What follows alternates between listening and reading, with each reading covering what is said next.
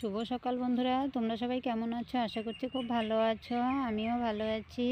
আর বাপি কবিতা ব্লগে সবাইকে অনেক অনেক ভালোবাসা জানিয়ে আমি ভিডিও শুরু করছি। দেখো আজকে একটু সকাল সকাল খেতে চলে এসেছি। এখন একটু শাক উঠাবো। দেখো আমাদের খেতেই শাক আছে, এখান থেকে আমি ডাঁটা শাক উঠাবো। এই দেখো লাল ডাঁটা শাক, এই যে কয়েকটা উঠিয়েছি। ডাঁটা শাক উঠাবো, এই যে পালং আছে, পালং উঠাবো। তারপরে এগুলো কি যেন বলে, মধু ফুলের গাছ। এগুলো পাতাগুলো নাকি খুব উপকার, শরীরের ব্যথা থাকলে এগুলো খেলে নাকি ব্যথা কমে। তার জন্য এগুলো কয়েকটা উঠিয়ে মিশিয়ে দেব।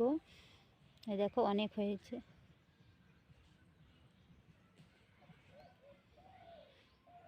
দেখো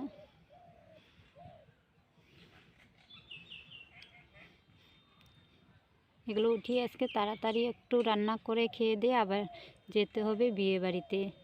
তোমাদের তো আগেই বলেছি যে বিয়ের নিমন্ত্রণ আছে, আজকে একটু বিয়ে বাড়ি যেতে হবে। তাই গিয়ে আজকে বেশি দেরি করতে পারবো না, কারণ আমাদের বাড়িতে না কেউ নেই। তোমরা তো জানোই, শুনুকে রেখে যাব। ও তো আমাদের ছাড়া আবার একা একা থাকতে চায় না। তার জন্য খুব আমাদের না মুশকিল হয়ে গেছে, কোনো জায়গায় যেতে পারি না। গেলেও তাড়াতাড়ি চলে আসতে হয়। ওকে রেখে গেলেও ভীষণ কান্না করে, আমাদের ছাড়া একদমই থাকতে চায় না। এখন কি করব, এনেছি ওকে, তো এইভাবে ফেলে রেখে যাওয়া যায় না। আর বিয়ে বাড়িতে নিয়েও যাওয়া যায় না। ওখানে নিয়ে গেলে আরও মনে করো কত কুকুর, ওগুলো দেখলে ভীষণ চিল্লাচিল্লি করবে, রাগারাগি করবে। তার জন্য ওকে নিয়ে যাব না, বাড়িতেই রেখে যাব। চলে আসবো 1 ঘন্টার মধ্যে। আমাদের বাড়ি থেকে বেশি দূরে না, মনে করো যেতে আসতে হয়তো 10-12 কিলোমিটার হবে আর কি। গাড়িতেই নিয়ে যাবে, ছেলে নিয়ে যাবে। তারপরে একটু ঘুরে দেখা করে কিছু দিয়ে চলে আসবো। এই দেখো আমাদের গাছে বেগুন হচ্ছে, এই দেখো ছোট ছোট বেগুন।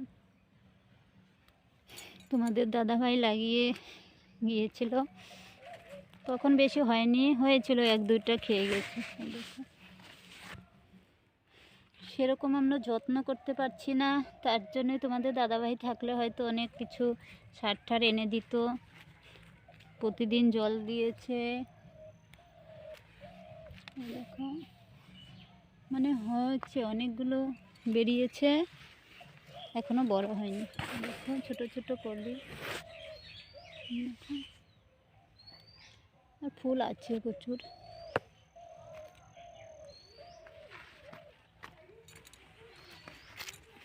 আর আমাদের পাশের ক্ষেতে দেখো কিরকম বেগুন হয়েছে।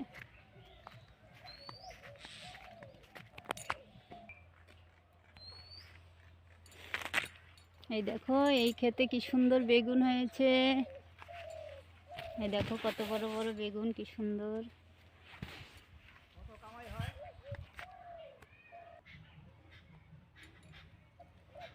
এই দেখো কি সুন্দর বেগুন,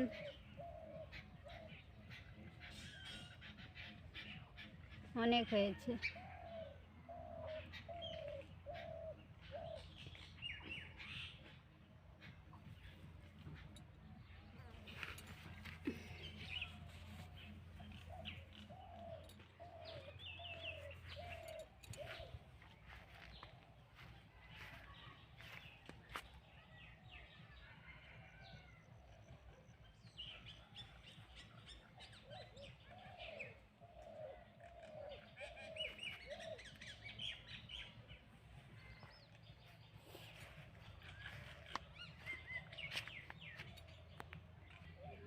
এই দেখো কত বড় বড় পালং গাছ হয়েছে।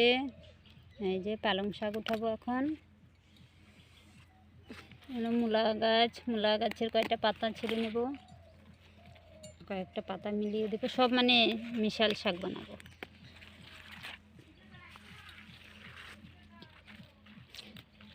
এই দেখো বন্ধুরা কতগুলো শাক তুলে নিয়ে এসছি। এই দেখো এগুলো গাছগুলো গাছগুলো তুলে নিয়ে এসছি, পরিষ্কার করতে হবে। আর এগুলো একদম পাতা পরিষ্কার করে ক্ষেত থেকে নিয়ে এসছি।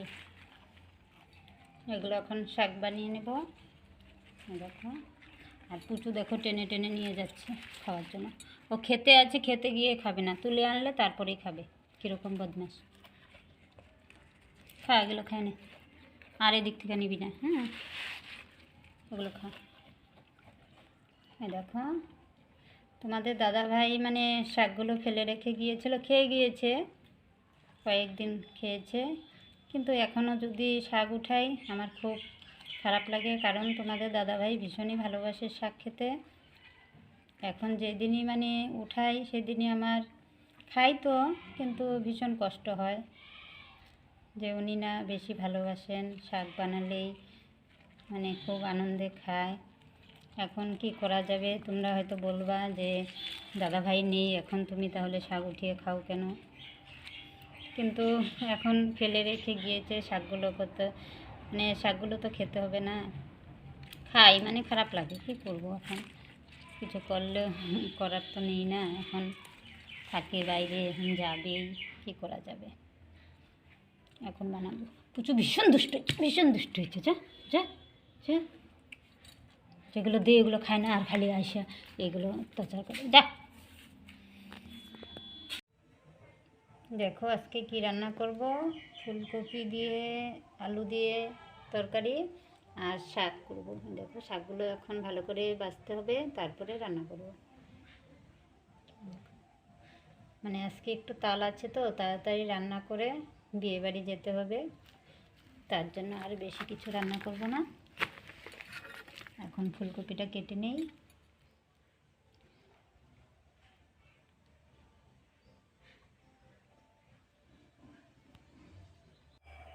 দেখো বন্ধুরা, এখন আমরা বিয়েবাড়ি যাব, তার জন্য আমরা রেডি হচ্ছি।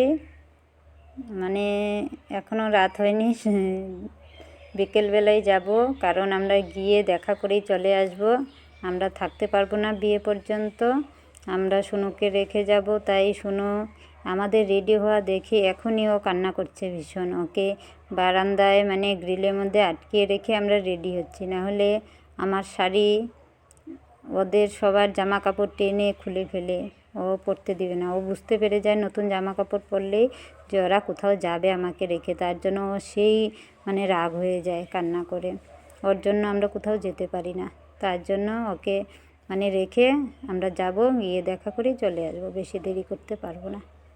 এই দেখো বেরিয়ে পড়েছি, আমার ছেলে গাড়ি নিয়ে বেরিয়েছে, আমরাও গাড়িতেই যাব, গিয়ে মানে দেখা করে 1 ঘন্টার মতো থেকে চলে আসবো।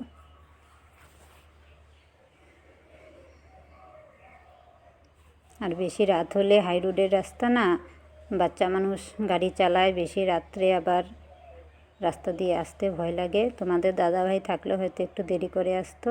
ওই দেখো শুনুকে বারান্দায় রেখে মানে গ্রিল বন্ধ করে চলে এসেছি, ও ভীষণ কান্না করছে। মানে চাদরটা নিয়ে ঘাড়ে নিয়ে বসি, যদি ঠান্ডা লাগে গায়ে দেবো, গাড়িতে তো ভীষণ ঠান্ডা লাগে, হাওয়া। সোয়েটারও আছে, সোয়েটারও নিয়ে নিয়েছি, আসার সময় পরে আসতে হবে, ভীষণ ঠান্ডা পড়েছে, থাকা যায় না, তাই এখন শাড়ি গুটিয়ে গাড়িতে বসি।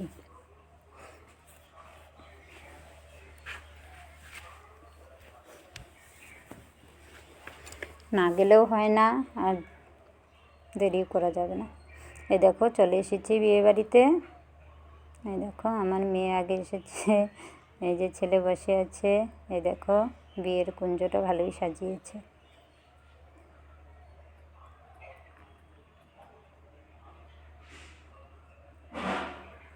এখনও মানে পুরোটা রেডি হয়নি, এখনও নিচে মেট বিছানো হয়নি, বিছাচ্ছে, আমরা তো আগেই চলে এসেছি, তার জন্য আর কি এখনও পুরো কাজ হয়নি।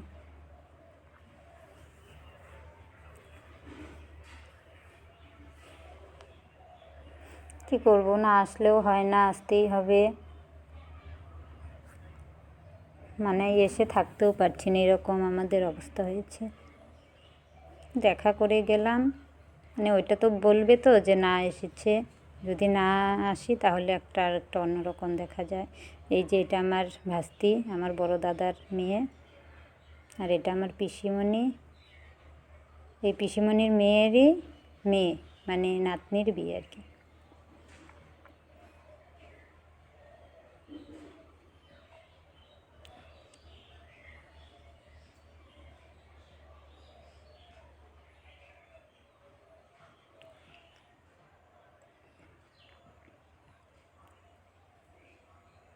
আমি বাইরেই আছি তো, তার জন্য বেশি লোক দেখা যাচ্ছে না, সবাই ঘরে সাজাসাজিতে ব্যস্ত, মেয়েকে সাজাচ্ছে।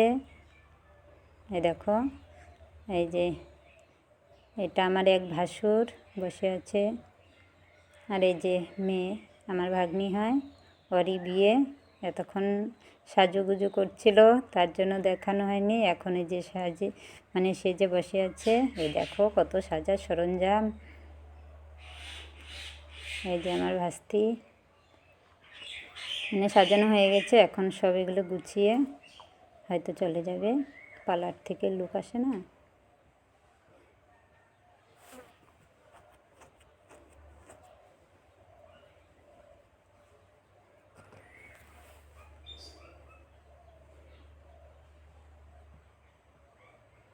এই যে এটা আমার দিদি, যে মেয়ের বিয়ে, ওর মা।